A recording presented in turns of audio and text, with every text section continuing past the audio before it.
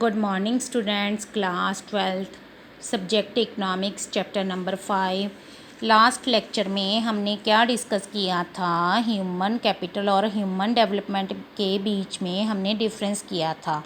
आज हम लोग कौन सा टॉपिक कर रहे हैं? Need for government intervention. Need for government intervention क्या होती है कि गवर्नमेंट की इंटरवेंशन क्यों ज़रूरी है और किन चीज़ों में ज़रूरी है। देखिए, हमारी जो बेसिक सेक्टर्स हैं, दो हमारे बेसिक सेक्टर्स हैं, एक तो हेल्थ और एक एजुकेशन। ह्यूमन डेवलपमेंट में जो बेसिक चीज़ें ज़रूरी हैं वो कौन सी हैं? एक हेल्थ और एक एजुकेशन। और इनमें गवर्नमेंट की इंटरवेंशन किस लिए ज़रूरी है जी आज हम लोग देखेंगे। Individual customers of these services do not have complete information. जो आम लोग हैं उनके पास प्रॉपर नॉलेज नहीं होती, प्रॉपर इन्फॉर्मेशन नहीं होती कि किस क्वालिटी की हमको एजुकेशन लेनी चाहिए और कितनी कॉस्ट उसके ऊपर आएगी। तो ये सारी चीज़ों की नॉलेज कौन देता है? हमको गवर्नमेंट देती है। The providers of health and education services. देखिए, अगर health and education sectors properly ये पूरे के पूरे प्राइवेट सेक्टर्स को दे दिए जाएं तो प्राइवेट सेक्टर्स क्या करेंगे? इनके ऊपर मोनोपोली कर लेंगे और किस चीज़ के ऊपर फोकस करेंगे? प्रॉफिट मैक्सिमाइजेशन के ऊपर फोकस करेंगे। ये सोशल वेलफेयर भूल जाएंगे। इसलिए ही इसमें गवर्नमेंट ने अपनी इंटरवेंशन की हुई है, गवर्नमेंट इसमें इन्वॉल्व है। गवर्नमेंट देखिए एजुकेशनल सेक्टर में कैसे इन्वॉल्व है। गवर्नमेंट के जैसे इंस्टीट्यूट चल रहे हैं, कौन कौन से हैं? जैसे फॉर एग्जांपल NCERT, UGC। और हेल्थ में कौन सा चल रहा है? Indian council of medical research. ठीक है। नेक्स्ट हमारे पास आ गया एजुकेशनल सेक्टर इन इंडिया। इसमें हम लोग क्या करेंगे? As a percentage of total government expenditure. Total government expenditure में हम लोग क्या देखते हैं कि गवर्नमेंट एजुकेशन के ऊपर, एजुकेशनल सेक्टर के ऊपर कितना एक्सपेंडिचर कर रही है। ये परसेंटेज हमने कैसे दी हुई है? ये हमको डाटा कैसे दिया हुआ है?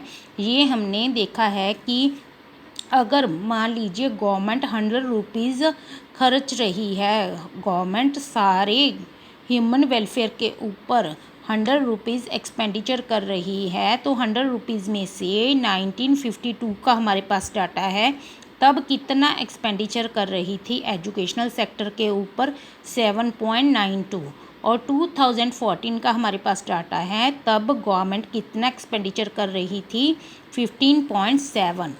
ठीक है। अब नेक्स्ट इसमें हम लोग आगे देखते हैं। ऐसे ही परसेंटेज GDP की है, ग्रॉस डोमेस्टिक प्रोडक्ट की परसेंटेज है हमारे पास। तब 1952 में कितना कर रही थी? 0.64। और अब 2014 में कितना कर रही है? 4.13। देखिए, गवर्नमेंट कभी भी जब भी वेलफेयर के ऊपर एक्सपेंडिचर करती है तो ये नहीं है कि प्राइम मिनिस्टर ने कोई स्कीम अनाउंस कर दी तो वो खुद जाकर वैसी स्कीमें वहाँ पर लागू करेंगे, तो वो उसके लिए कमेटीज़ अपॉइंट कर देते हैं। तो सबसे जो इम्पोर्टेंट कमेटी आई थी निकल कर सामने, वो कौन सी थी? ये क्वेश्चन आपको 1 मार्क्स में पूछ ही लेते हैं, तो आपने इसका नाम अच्छे से लर्न कर लेना है बच्चों। नाम क्या है इसका? The Tapas Majumdar committee, appointed by Indian government in 1998। कब अपॉइंट हुई थी? इंडियन गवर्नमेंट ने कब अपॉइंट की थी? 1998 में। और कौन सी कमेटी थी? तापस मजूमदार। और किस लिए इस्टेब्लिश की थी? एजुकेशनल सेक्टर के लिए इस्टेब्लिश की थी। और उनको क्या कहा गया था कि आपने 10 ईयर्स में एजुकेशनल सेक्टर के ऊपर कितना एक्सपेंडिचर करना है? ₹1.37 लाख करोड़ रुपीज़ खर्च करना है। ये कब से कब तक हुई? 1998 से 2007 तक।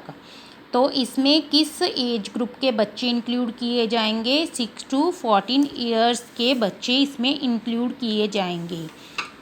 नेक्स्ट उसके बाद क्या हुआ? इन 2009 में government of India enacted right of education act. बच्चों इसका नाम ध्यान से देखो, कौन सा एक्ट लागू किया तब गवर्नमेंट ने? Right of education act. तो इसमें क्या था कि हर एक बच्चे को एजुकेशन लेने का राइट है, फंडामेंटल राइट है चिल्ड्रन का एजुकेशन अर्न करना। तो इसमें कौन सी एज ग्रुप के बच्चे इंक्लूड किए गए थे? 6 to 14 ईयर्स के बच्चे इंक्लूड किए गए थे।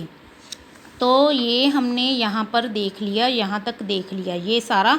ये दोनों पॉइंट्स 1 मार्क्स के क्वेश्चन के पॉइंट ऑफ व्यू से इम्पॉर्टेंट हैं। इनका कोई अलग से ऐसा क्वेश्चन नहीं बनता कि ये आपको पूछ लिया जाए, ठीक है।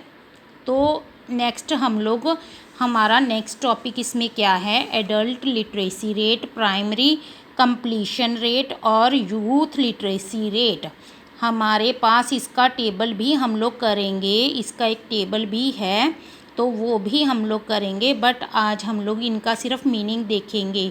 एडल्ट लिटरेसी रेट क्या होता है? It refers to ratio of literate adult population to the total population. ये कैसे निकाली जाती है? जितने लिटरेट एडल्ट्स हैं उनको किसके ऊपर डिवाइड किया जाता है? टोटल पॉपुलेशन के ऊपर डिवाइड किया जाता है। नेक्स्ट हमारे पास आता है primary completion rate. Primary completion rate क्या होता है? जो इसमें कौन से बच्चे इंक्लूड किए जाते हैं? देखिए, प्राइमरी एजुकेशन कौन सी होती है? जो 5th क्लास तक होती है, 5th स्टैंडर्ड तक होती है, उसको हम लोग प्राइमरी एजुकेशन कहते हैं। It refers to percentage of students completing the last year of primary school. इसमें वो बच्चे इंक्लूड किए जाते हैं जो कि बच्चों ने 5th स्टैंडर्ड तक स्टडी कंप्लीट कर ली है। नेक्स्ट हमारे पास आता है youth literacy rate. Youth literacy rate में हम लोग कौन से बच्चे इंक्लूड करते हैं? It refers to percentage of people aged. कितनी एज वाले बच्चे इसमें इंक्लूड करते हैं? 15 to 24, जो हमारी यूथ है। हु कैन, देखिए वो क्या कर सकते हैं? With understanding read and right a simple statement on their everyday life. जो कि अच्छे से लिख सकते हैं और पढ़ सकते हैं और हमारी रोज़मर्रा में जो बातें हो रही हैं उनको अच्छे से समझ लेते हैं। उन बच्चों को हम लोग किसमें इंक्लूड करते हैं? Youth literacy rate. इसका टेबल हम लोग नेक्स्ट वीडियो में करेंगे। तब तक गुड बाय।